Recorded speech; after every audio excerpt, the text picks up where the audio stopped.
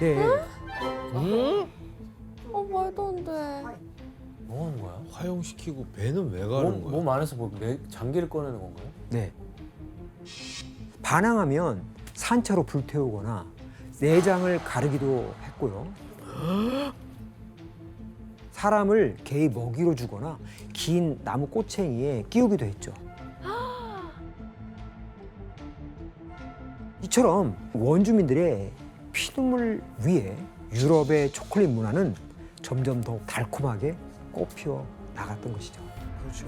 그런데 이 산업혁명은 초콜릿의 대중화를 이끌었을 뿐만 아니라 카카오 재배 지도를 완전히 뒤바꿔 놓기도 했는데요. 초콜릿을 즐기는 사람이 계속해서 늘어나자 유럽에 넘치는 이 수요를 감당하기엔 기존의 중남미 지역만으로는 부족했던 것입니다. 그 결과 19세기 말 카카오 나무는 원산지인 중남미를 벗어나는데요. 교수님의 전공지로 가겠죠. 그죠. 그러니까 교수님 믿는 거죠. 바로 아프리카의 상투메 프린스페라는 섬이네요? 섬이었습니다. 아, 시작은 거기부터 시작했군요. 저 작은 섬으로 간 거예요? 네. 1470년대 후반 포르투갈의 탐험가들이 아프리카의 이 무인도였던 이 섬들을 발견하면서 이곳은 포르투갈의 식민지로 경영되었는데요. 이때는 아래 섬이 쌍투메 그리고 위의 섬이 프린시페 섬 으로 각각 나뉘었습니다. 근데 현재는 하나의 나라이기 때문에 쌍투메 프린시페라고 부르겠습니다. 당시 무인도였던 쌍투메 프린시페는 아프리카의 노예를 실어 나르기 위한 중개항의 그런 역할을 하고 있었는데요. 이곳에서 이루어지는 게 바로 우리가 잘 알고 있는 삼각 무역이었습니다. 이 삼각 무역은 유럽에서 무기와 그 화약을 싣고 아프리카로 가서 아프리카 노예와 교환해서 남미로 가죠. 그런 다음에 데려온 노예를 사탕수수와 이제 카카오하고 이렇게 거래해서 유럽으로 다시 가져가는 것이었습니다. 그래서 카카오 나무 묘목은 쌍투메 프린시페 섬으로 들어오게 됩니다. 이때부터 본격적으로 아프리카에 이 카카오 나무가 재배되기 시작한 것이죠. 카카오가 아프리카의 토종 작물이 아니었던 거네요. 그렇죠. 외래종이네요. 맞습니다. 이후에 쌍투메 프린시페를 시작으로 카카오는 원산지였던 중남미 대신 아프리카로 주산지를 옮기게 됩니다. 지도를 함께 살펴보겠습니다. 가나 바로 위에 있구나. 네. 가나 바로 이렇게 카카오 나무는 가나, 코트디부아르, 이 콩고에 심어지게 되는데요. 나이지리아도 그 나이지리아도 마찬가지고요. 주변 지역으로 이렇게 확산됩니다. 그리고 이때 카카오가 전해지는 이 환경 속에서 아프리카의 콩고는 안타깝게도 생지옥으로 변하게 됩니다. 왜요? 도대체 무슨 일이 일어났던 것일까요? 콩고에 닥친 이 비극에 대해 이야기하려면요. 우선 한 인물을 짚어봐야 할 것 같습니다. 그렇죠. 그렇죠? 바로 하얀 악마라고 불리는 벨기에의 왕 레오폴드 2세입니다. 하얀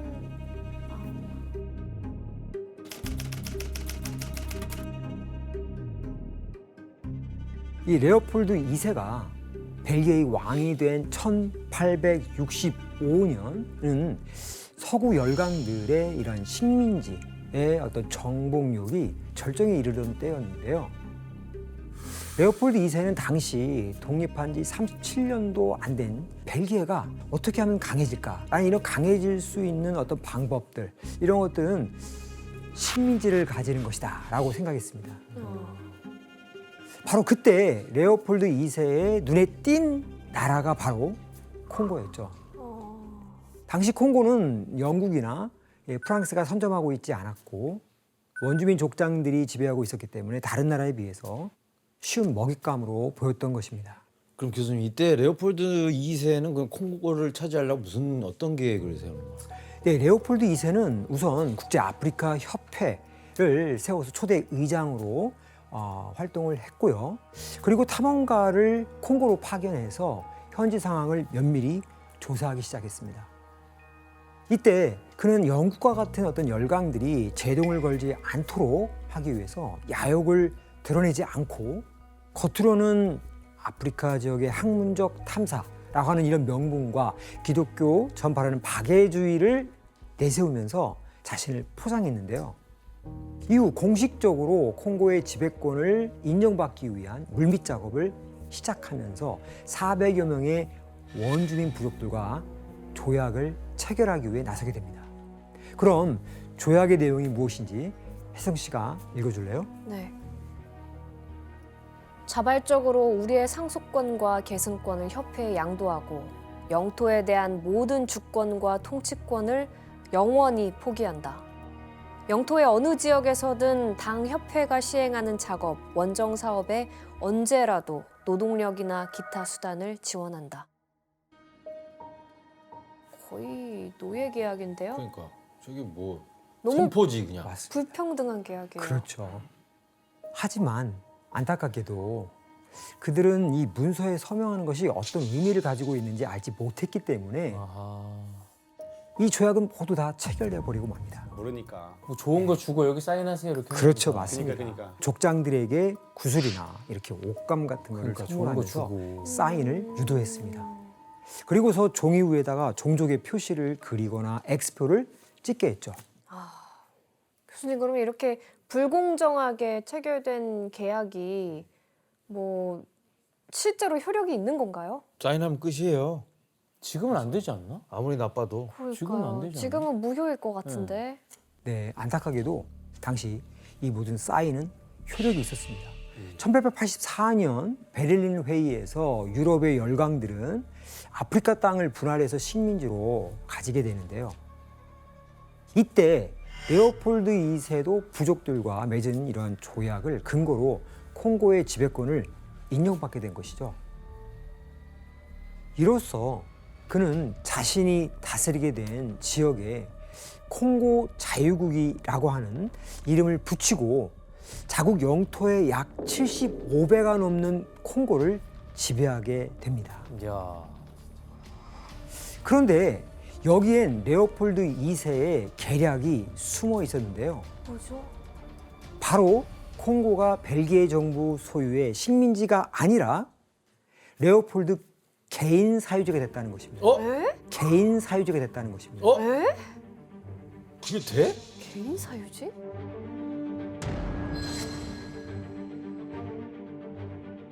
아니 그 개인이 한 나라를 사유지로 삼는다는 이해가 안 되는데 이게 어떻게 된 거예요? 그 당시에는 일단은 레오폴드 2세가 야망이 굉장히 컸었어요. 그래서 사실은 그 당시에 의회에서는 식민지 삼을 때도 비용도 들고 위험도 하고 그리고 어떤 외교적인 부분에 문제될 수도 있기 때문에 약간 반대하는 입장이었는데 본인이 어떻게든 이걸 만들고 싶었던 거예요. 그래서 내가 멋진 나라 왕 되려면 무조건 식민지자 되겠다는 그 꿈으로 본인이 계속해서 진행해왔던 프로젝트이기 때문에 개인사 유지가 됐던 거예요.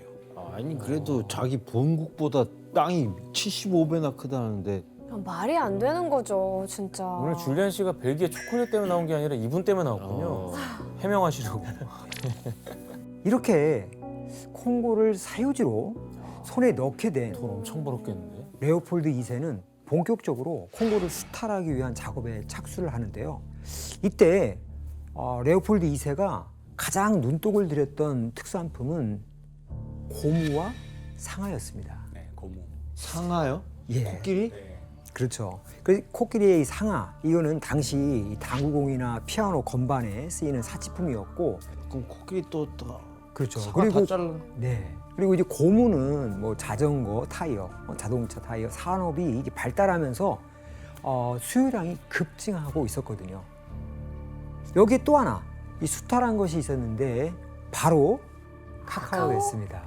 이 벨기에는 15세기부터 이 스페인의 지배를 받았기 때문에 다른 유럽에 비해 일찍 초콜릿을 접할 수 있었는데요. 그래서 카카오도 중요한 수탈 대상 중 하나가 된 것입니다.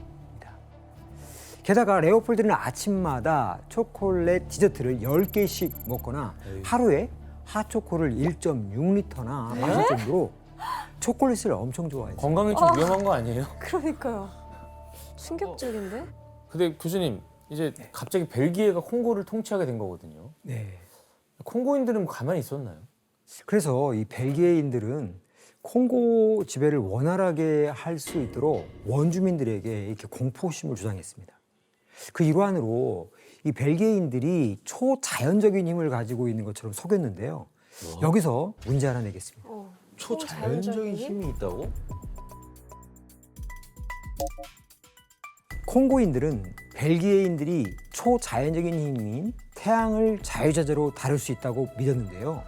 무엇을 보고 그렇게 생각했을까요? 힌트는 과학 시간과 관련이 있습니다. 과학 시간. 여러분들도 한 번쯤은 실험을 해봤을 것으로 정답. 알고 있습니다. 예, 지원 씨. 실험을 해봤다고요?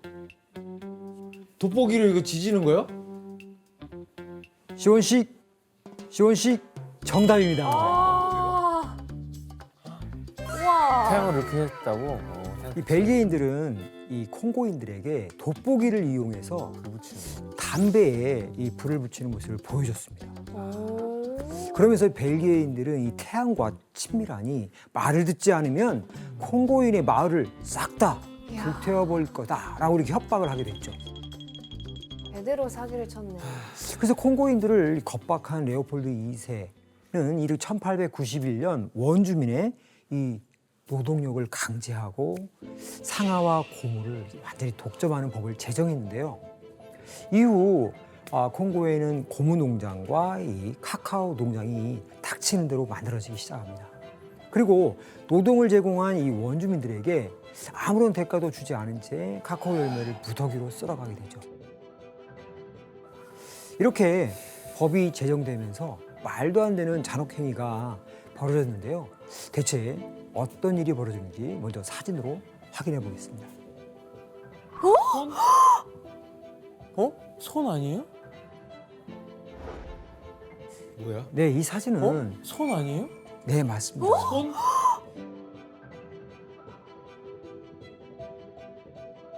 아니 저걸 가만히 내비둬? 저렇게 잘라놨다고요? 네, 이 사진은 그 하루 고무 할당량을 채우지 못했다는 아니, 저거 이유로 진짜. 죽은 5살짜리 딸의 잘린 손과 발을 바라보는 아버지의 모습입니다. 딸의 손과 발을 보고 있는 아버지의 모습이 참 처참하죠. 저 진짜 사람도 아니에요. 다음 사진을 보실까요? 어머. 네, 이 사진들 역시 할당량을 채우지 못해서 손목이 잘린 콩고인들의 모습인데요. 다 왜 손들을 잘라? 레오폴드 2세의 치세가 얼마나 잔혹했는지 짐작할 수 있는 모습들입니다. 당시 이렇게 고무 할당량을 채우지 못하면 어떻게 되는지에 대한 기록이 남아 있는데요. 한번 혜성 씨가 읽어주실래요? 1. 정해준 할당량을 처음 채우지 못하면 채찍질을 하고 한쪽 손을 자른다. 2. 두 번째 할당량을 채우지 못하면 나머지 한쪽 손을 자른다. 3. 세 번째 할당량을 채우지 못하면 손이 없어 일할 수 없으니 죽인다. 4. 죽은 사람의 할당량은 다음 사람에게 넘긴다. 진짜 똑같이 해주고 싶네요. 저런 거 만든 사람. 네. 이렇게 상황이 이렇게 되다 보니 콩고에서는 고무를 빼앗기 위해 서로를 죽이는 참상이 벌어지기도 했는데요. 1896년 당시 한 독일 신문에 실린 내용을 보면 콩고에서 하루에 잘린 손목만 1,308개에 달했다고 합니다. 와. 최악이다 진짜.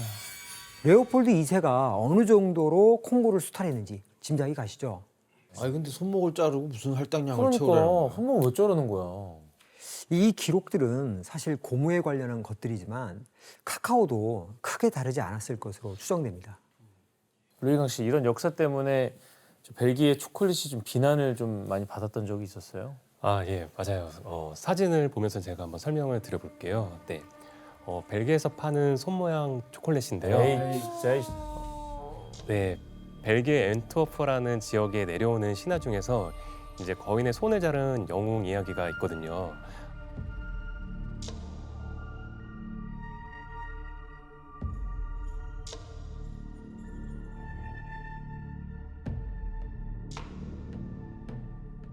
그를 기념해서 이제 만들긴 했는데 레오폴드 2세와 관련된 이야기를 이제 알면 이제 손 모양의 초콜릿이 이제 콩고인들의 잘린 손목을 연상케 한다 해서 비난의 이제 대상이 되기도 너무 했습니다. 연상케 하죠. 네. 색깔도 그러니까요. 지금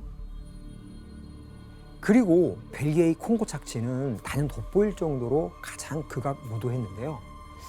콩고 전국에는 이러한 시체들이 산더미로 쌓일 정도였는데요. 한 미국 교수는 레오폴드 2세가 학살한 콩고인을 10,000명으로 추산하기도 합니다. 10만 명? 네. 그 당시 콩고를 수탈해서 레오폴드 2세가 거둔 수익은 2억 2천만 프랑, 현재 가치로 약 1조 5천억 원에 달할 것으로 추정되고 있습니다. 진짜 화가 난다. 아니 교수님 어쨌든 이 콩고 주변 나라나 이런 데서는 몰라요 이런 사실들을. 다행히도 1900년쯤 레오폴드 2세의 이러한 잔혹한 만행은 선교사들에 의해 외부에 알려지게 됐는데요. 당시 만평을 한번 살펴볼까요? 레오폴드 2세 알고 있었네. 손 자르고 죽였으면 좋겠는데. 이게 뭐야? 이 그림은 콩고인을 식인하는 듯한 레오폴드를 그린 건데요. 국제사회는 이 레오폴드 2세를 콩고의 학살자라고 부르며 비난했습니다. 너무 마음 아픕니다. 콩고의 상황이 외부에 알려지자 레오폴드는 급하게 증거인멸에 나서는데요. 이 벨기에의 콩고 행정관은 관련 수탈과 고문에 대한 이런 서류를 불태우기 시작했습니다. 24시간을 꼬박 태워도 모두 없애지 못했을 정도였다고 하니 어마어마했죠. 줄리안 씨, 줄리안 씨도 안타까워할 것 같은데 현재 벨기에에서 레오폴드 2세에 대한 이 평가는 어떻습니까? 우리 어머니 어릴 때만 해도 학교에서 배웠을 때 건축 왕이라고 불렀었거든요. 왜냐하면 벨기에에서 또 많은 건물도 세우고 그랬기 때문에 그렇게 배웠었다가 최근에 아무래도 전 세계적으로 이제 식민지 역사라거나 그 아프리카 향했던 그런 잔혹한 역사에 대해서 다시 많이 재조명되면서 많이 분위기가 바뀌었던 것 같아요. 그래서 지금 원래 벨기에에서 그래도 중요한 왕이었기 때문에 그를 이름한 되게 큰 터널이라거나 막 길거리가 되게 많았단 말이에요. 한국으로 치면 막 남산 1호 터널 같은 데 있었는데 그걸 얼마 전에 레오폴드 2세 이름 빼고 바뀌었고 이제 레오폴드 2세의 이제 동상들이 이제 도시 곳곳에 있었을 거 아니에요. 그런데 이제 그런 동상들 기반으로 많은 사람들은 이제 페인트라고 든지 그랬는데 한번 제가 사진 가져왔거든요. 그래서 한번 보여드리겠습니다. 그래서 위에 보시면 이제 사과합니다라는 거 써 있는 거예요. 바가동. 그래서 지금 보시는 것처럼 정말 손까지 빨간색 칠했죠. 그래서 사람들은 이런 레오폴드 2세 동상이 브뤼셀에 있다는 것 자체가 마치 히틀러의 동상이 있는 거랑 비슷하다라는 얘기도 하고 있는데 그럴 수 있겠다. 네, 저 동상은 안 없애는 게 나을 것 같아요.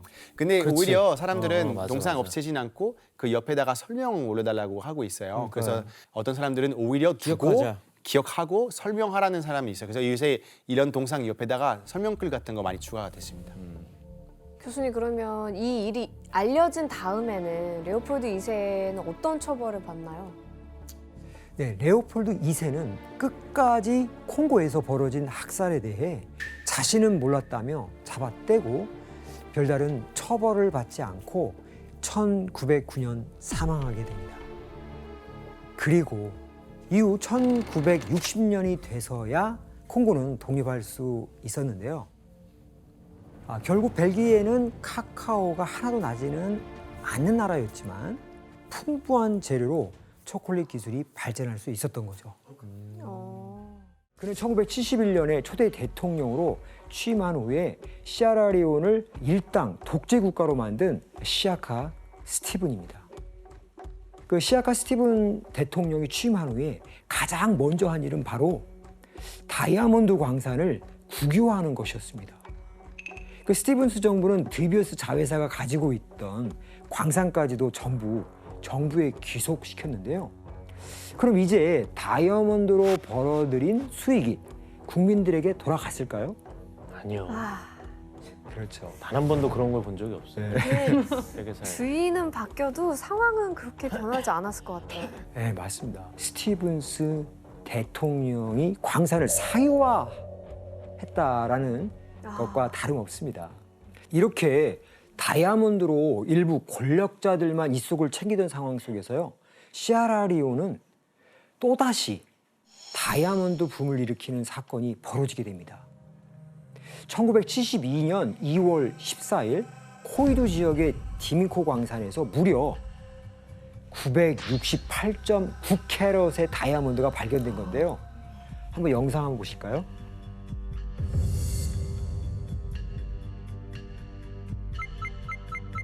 코이두.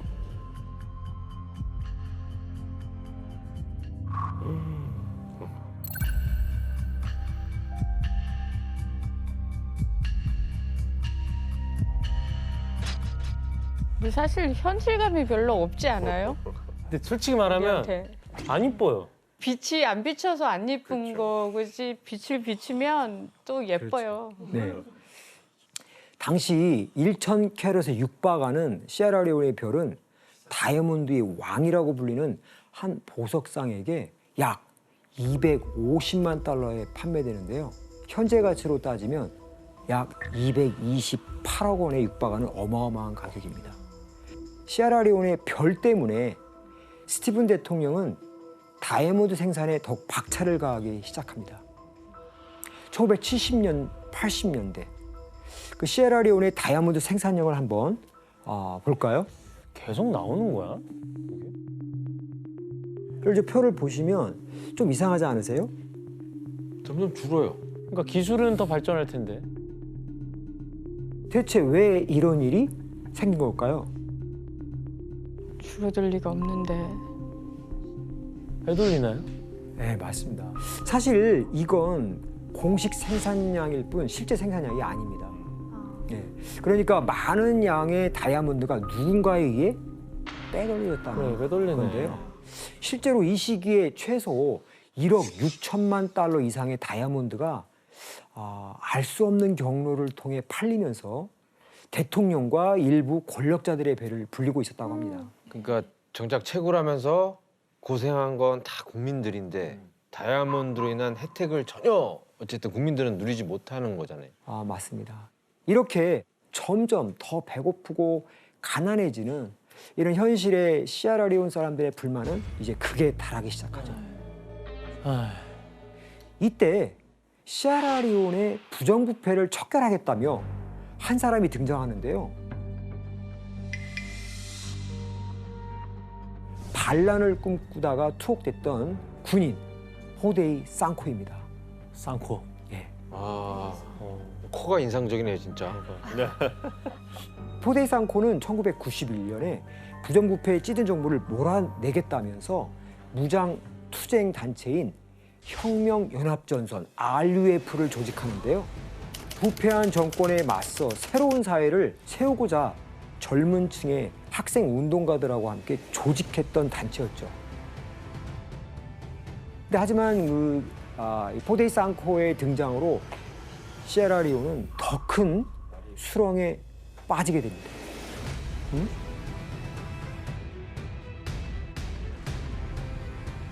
2만 7천여 명의 시에라리온 사람들의 손과 발이 절단되고 수많은 생명이 학살되는 참극이 벌어지게 된 건데요. 대체 그는 어떤 비극을 몰고 온 걸까요?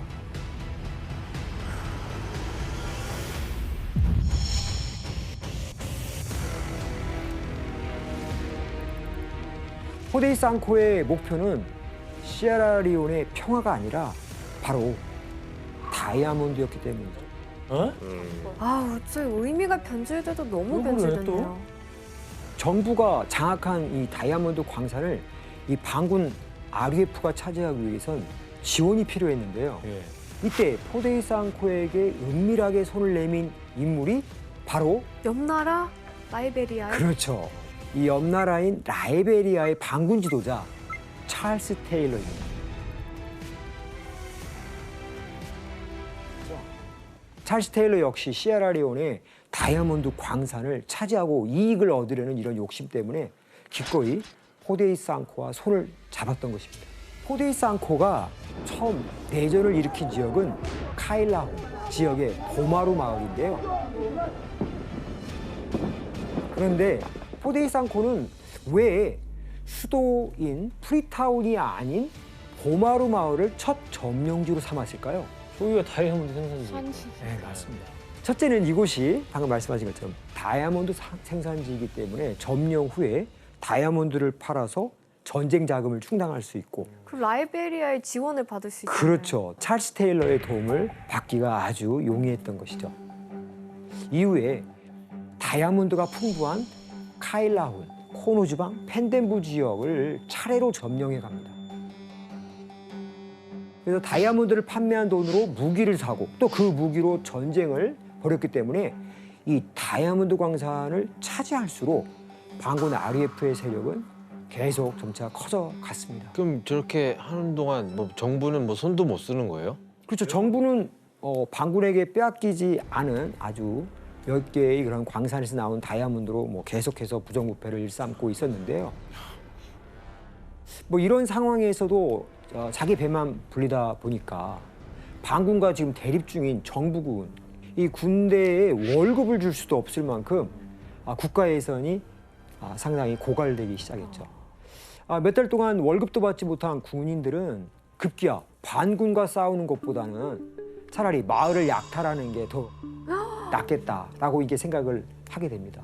그래서 마을 사람들을 괴롭히고 반군과 다름없는 짓을 벌이던 이런 정부군들, 이들을 당시 그래서 소벨이라고 일명 불렀어요. 소백? 예, 군인의 솔저, 반군의 레버, 소벨.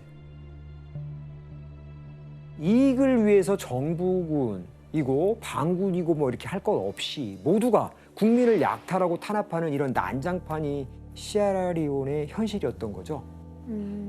정부군은 반군과의 전쟁이 길어지게 되자 마침내 대통령을 추방하기로 합니다. 어? 쿠데타인 건가요? 그렇죠. 여기서 미니 퀴즈를 하나 낼게요. 1992년 4월 정부군을 이탈한 군인들이 시에라리온 정부를 무너뜨리기 위해 수도로 향하는데요. 이때 쿠데타에 투입된 군인은 모두 몇 명일까요?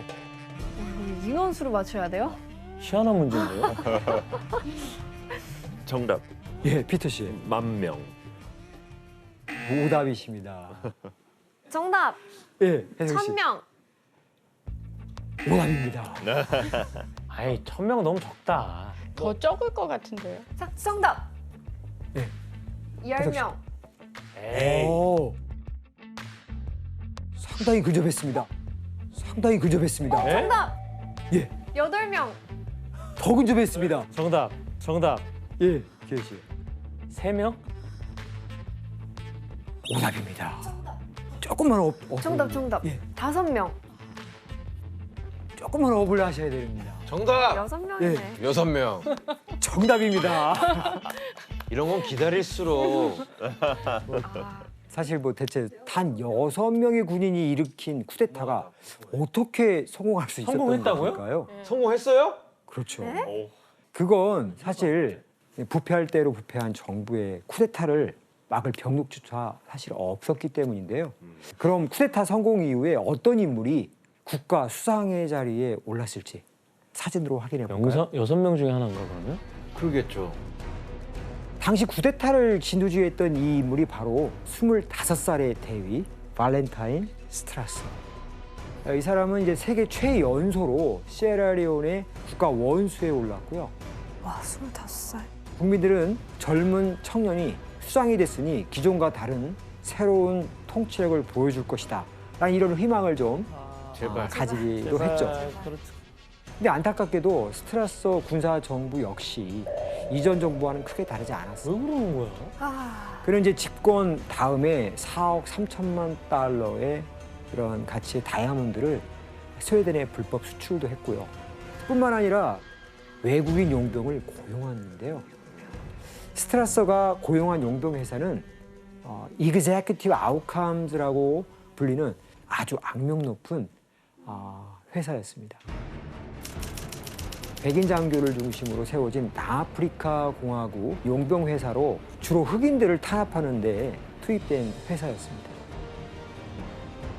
발렌타인 스트라스는 자신도 언제 쿠데타를 또 당할지 모른다는 이런 불안감을 항상 가지고 있었죠. 그래서 나라의 평화와 안보보다는 자신의 안위를 위해서 이 용병들을 그 시에라리온으로 불러들인 것입니다. 그러면 교수님 그 부패한 정부군에 부패한 반군에 또 외국 용병까지 들어오니까 나라가 그냥 엉망이었을 것 같아요. 맞습니다. 이제 문제는 이뿐만이 아니었습니다. 당시 시에라리온의 문제를 해결하겠다면서 나선 이들이 또 있었는데요. 서아프리카 평화유지군인 에코모, 또 반군의 수탈을 견디지 못하고 부족들이 스스로 만든 민병대까지 활동에 나섰습니다. 한마디로 이런 시에라리온의 정글은 반군, 정부군, 평화유지군, 민병대, 그리고 용병까지 뒤섞여서 서로 와. 사륙을 벌이는 그야말로 아비규환의 상황이었던 것입니다.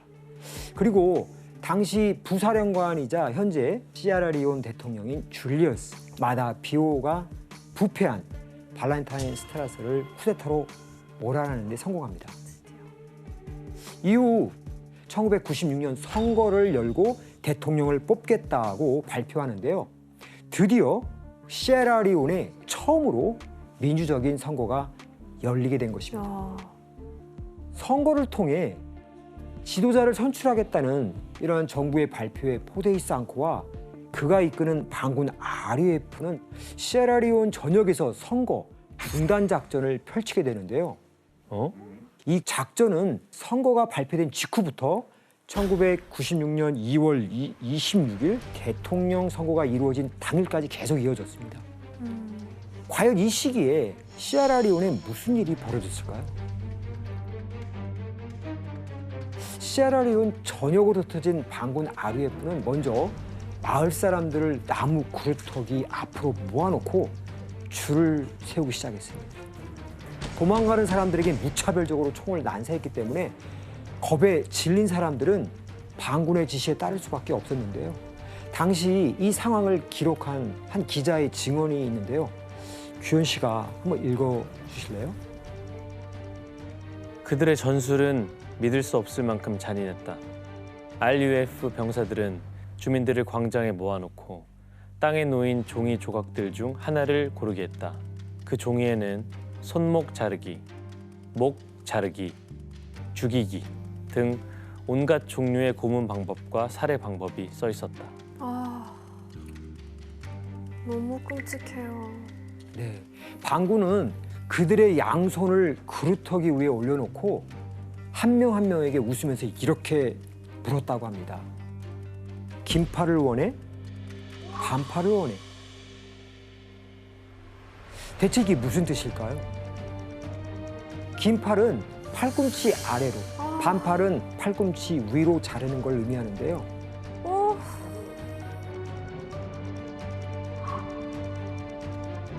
사람들은 영문도 모른 채 끌려 나와서 이 질문을 듣고 무참히 손목이 잘려 나가게 된 것입니다.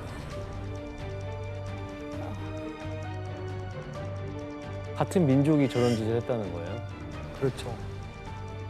내전 직후 이렇게 반군에 의해 손과 발이 잘린 시에라리온의 장애인 수만 2만 7천여 명에 이르렀다고 합니다.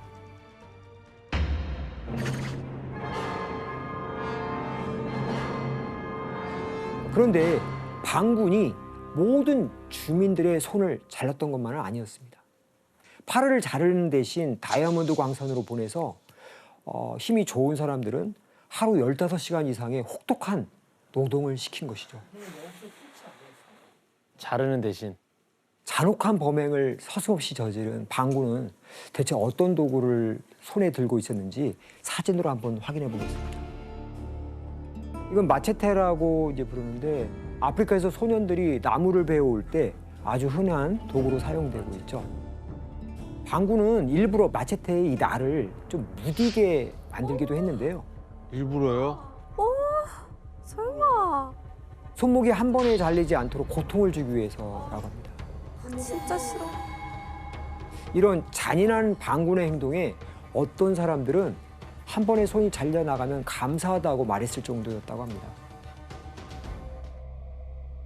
어린아이까지. 투표권도 없는 애를 그렇죠. 방군이 이렇게 투표권이 없는 어린 아이들뿐만 아니라 갓난아이들의 손까지 잘랐던 거죠. 짐승만도 못하는 행동이다 진짜.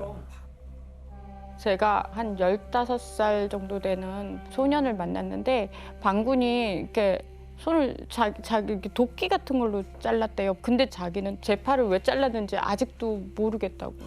제가 물어봤거든요. 왜 잘랐니? 그랬더니 저도 몰라요. 뭐 그러면서 막 아파서 그걸 자기 주스려고 그러는데 주술 수가 없더래요. 잘렸으니까. 그래서 막 울면서 그때 얘기를 하더라고요. 이처럼 반군의 선거 중단 작전은 기준과 대상을 가리지 않고 무차별적으로 이어졌는데요.